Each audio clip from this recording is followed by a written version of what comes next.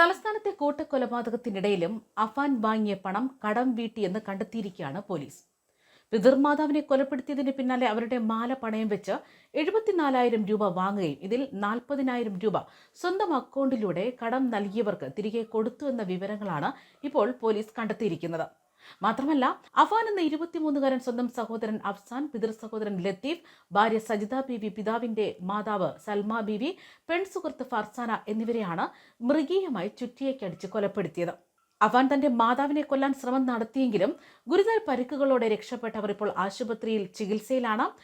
അതേസമയം എന്തിനാണ് ഈ പ്രതി ഇങ്ങനെ ചെയ്തത് എന്നുള്ള വിവരങ്ങളാണ് ഇനി കണ്ടെത്തേണ്ടിയിരിക്കുന്നത്. ഈ കാര്യങ്ങളിൽ ഇപ്പോഴും പോലീസിന് വ്യക്തതയില്ല. മാത്രമല്ല, പ്രതി അഫാനെ കുറിച്ച് പറയുകയാണെങ്കിൽ അധികം ആരോടും സംസാരിക്കില്ല എന്നാണ് നാട്ടുകാർ പറയുന്നത്. കാണുമ്പോൾ ഒരു ചിരി മാത്രം. ഏറ്റവും പ്രിയം സിനിമകളാണ്. പല സിനിമകളിലെ സംഭവങ്ങളും ജീവിതത്തിൽ അനുകരിക്കാനും പ്രതി ശ്രമിച്ചിരുന്നു. അതിലൊന്നാണ് 2016 പുറത്തിറങ്ങിയ ഫഹദ് ഫാസിലിന്റെ മഹേഷിന്റെ പ്രതികാരം എന്ന സിനിമയെന്നും നാട്ടുകാർ എടുത്തു പറയുന്നു. അതിന് കാരണം മറ്റൊന്നുമല്ല, സ്കൂളിൽ പഠിക്കുന്ന സമയത്ത് തൻ്റെ ഒരു സുഹൃത്ത് അഫാനെ മർദ്ദിച്ചിരുന്നു. തുടർന്ന് ചെരുപ്പിടാതെ നടക്കുകയും അവനെ എപ്പോഴാണോ തിരിച്ചടിക്കുന്നത് അതിനുശേഷം മാത്രമേ ചെരുപ്പ് ധരിക്കുകയുള്ളൂ എന്നായിരുന്നു അഫാൻ തൻ്റെ സുഹൃത്തുക്കളോടും നാട്ടുകാരോടും പറഞ്ഞിരുന്നത് എന്ന കാര്യങ്ങളും ഇപ്പോൾ വ്യക്തമാവുകയാണ്.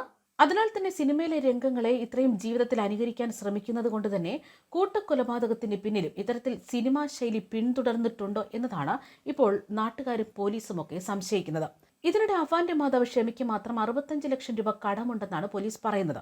കടം കാരണം ജീവിതം മുന്നോട്ട് കൊണ്ടുപോകാൻ പറ്റാത്ത സാഹചര്യത്തിലായിരുന്നു ഇത്തരത്തിലൊരു കൊലപാതകം നടത്തിയെന്നായിരുന്നു അഫാൻ കീഴടങ്ങിയപ്പോൾ പറഞ്ഞത്.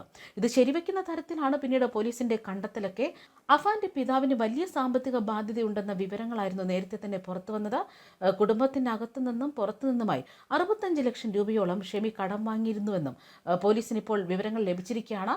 പിതാവിന് പണം അയക്കാൻ കൂടി പറ്റാതായതോടെ വലിയ സാമ്പത്തിക പ്രതിസന്ധിയിലായിരുന്നു ഈ കുടുംബം.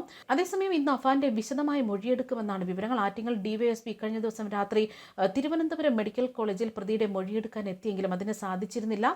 പ്രതിയുടെ മാനസികാവസ്ഥ ശരിയല്ലാത്തത് കൊണ്ട് 1 മണിക്കൂറോളം കാത്തുനിന്നതിന് പിന്നാലെ അദ്ദേഹം മടങ്ങിപ്പോയിരുന്നു. അഫാന്റെ മൊഴി കൂടി പരിശോധിച്ചതിന് പിന്നാലെ കൂടുതൽ വ്യക്തത വരുത്തുമെന്ന് പോലീസ് അറിയിക്കുകയാണ്. അതേസമയം അഫാൻ വിളിച്ചതിന് പിന്നാലെ ഫർസാന മൂക്കന്നൂരിലെ വീട്ടിൽ നിന്ന് ഇറങ്ങി റോഡിലൂടെ നടന്നു പോകുന്നതിന്റെ CCTV ദൃശ്യങ്ങൾ ഇപ്പം സോഷ്യൽ മീഡിയയിൽ പ്രചരിക്കുകയാണ്.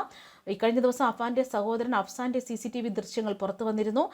ഇതിനിടെ പ്രതി അഫാന്റെ മാതാവ് ഷെമിയുടെ ആരോഗ്യനില തൃപ്തികരമെന്ന വിവരങ്ങൾ ഗോകുലം മെഡിക്കൽ കോളേജ് ഡോക്ടർ പങ്കുവയ്ക്കുകയാണ്. നിലവിൽ ബോധം വന്നിട്ടുണ്ട്, സംസാരിക്കുന്നുണ്ട്, ബന്ധുക്കളൊക്കെ അന്വേഷിക്കുന്നുണ്ട് എന്നാണ് ഡോക്ടർ വ്യക്തമാക്കുന്നത്. അപകടനില പൂർണ്ണമായും തരണം ചെയ്തിരിക്കുന്നു എന്ന് പറയാൻ പറ്റില്ലെങ്കിലും ആരോഗ്യസ്ഥിതി മെച്ചപ്പെട്ടിട്ടുണ്ട് എന്ന് ഡോക്ടർ വ്യക്തമാക്കുന്നു. നല്ല മുറിവുകളുണ്ട്, സംസാരിക്കാൻ പറ്റുന്ന സ്ഥിതിയാണ്. 48 മണിക്കൂറിന് ശേഷം ഒരു സ്കാൻ കൂടി ചെയ്യേണ്ടതുണ്ട്. അതിനുശേഷം കൂടുതൽ വിവരങ്ങൾ നൽകാമെന്നും ഡോക്ടർ പറയുന്നു.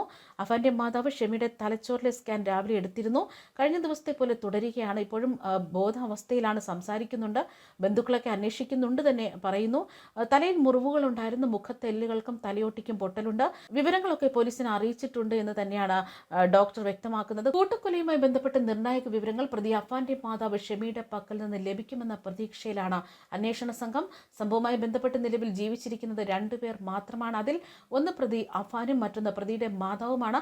ഇനി ഇവരിൽ നിന്നാണ് കൂടുതൽ കൂട്ടക്കൊലയെക്കുറിച്ചുള്ള കൂടുതൽ വിവരങ്ങൾ ലഭിക്കേണ്ടത്. ന്യൂസ് ഡെസ്ക് കർമ്മ ന്യൂസ്.